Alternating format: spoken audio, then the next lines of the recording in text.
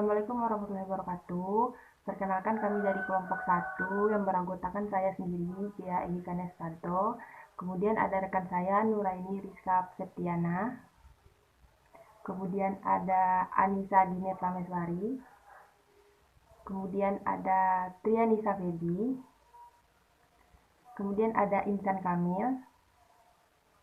Kemudian ada Nurul Fauziah. Dan yang terakhir Yunita Maulidia.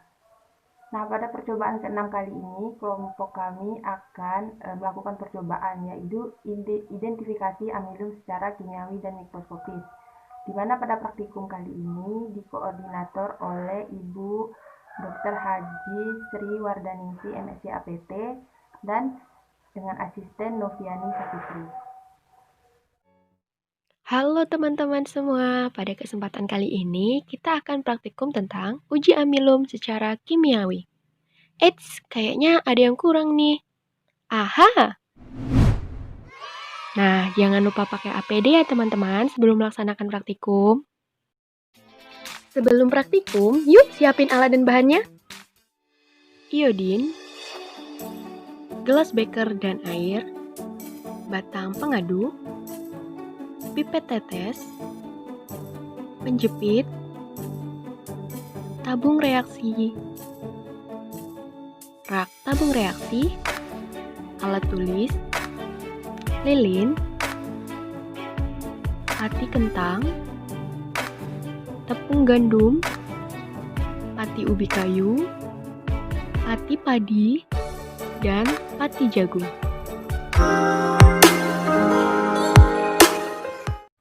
Amilomyidis warna kuning, bau khas, tidak berasa, dan tekstur halus. Amilomanihold warna putih, tidak berbau, tidak berasa, dan tekstur halus. Amilum solani warna putih kecoklatan, hampir tidak berbau, tidak berasa, dan tekstur agak halus. Amilum tritici warna putih, tidak berbau, tidak berasa, dan tekstur halus. Dan Amilum oryzae warna putih, bau khas, tidak berasa, dan tekstur halus.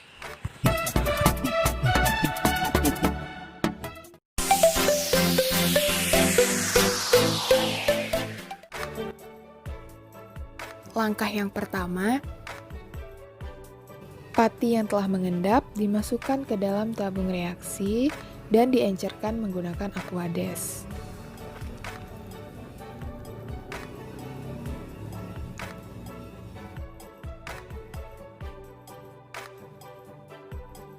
Ambil pati sedikit demi sedikit menggunakan batang pengaduk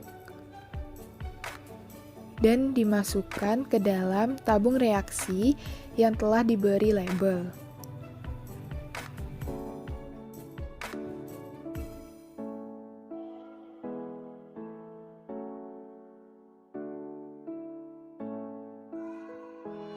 Masukkan dengan perlahan dan hati-hati ya teman-teman, agar praktikumnya rapi dan juga tidak berantakan.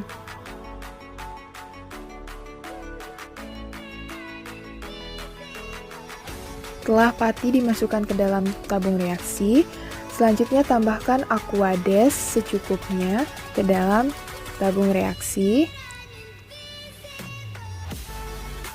dan digojok hingga homogen. Catat warna larutan dalam tabung reaksi.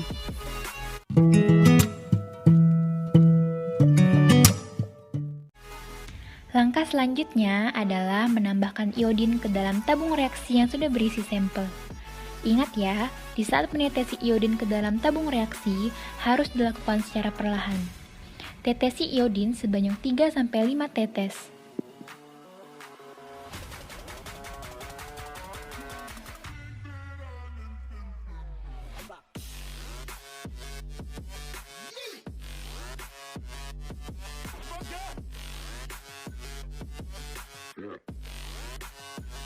Setelah ditetesi, gojok tabung reaksi dan amati perubahan warna yang terjadi pada masing-masing sampel.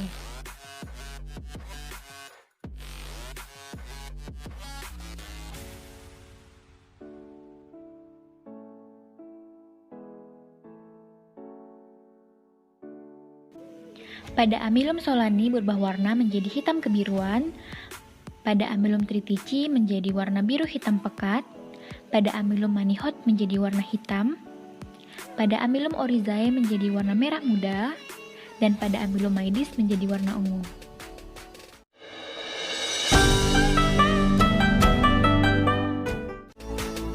Pada pemanasan kita membutuhkan penjepit, kemudian sampel yang akan kita panaskan dan juga lilin.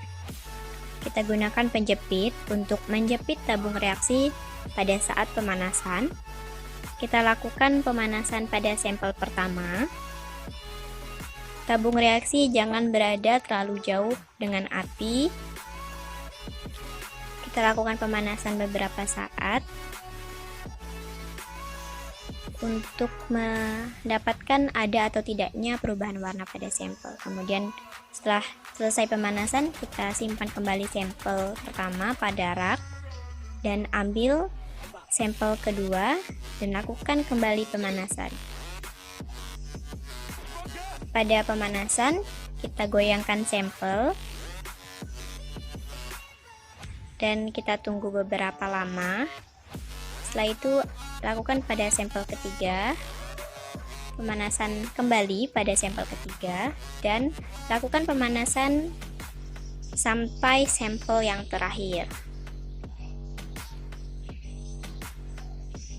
Maka kita akan mendapatkan perubahan warna pada semua sampel. Solani menjadi putih keruh, tritici menjadi bening, manihot menjadi bening, oryzae menjadi putih susu, dan maydis menjadi putih susu.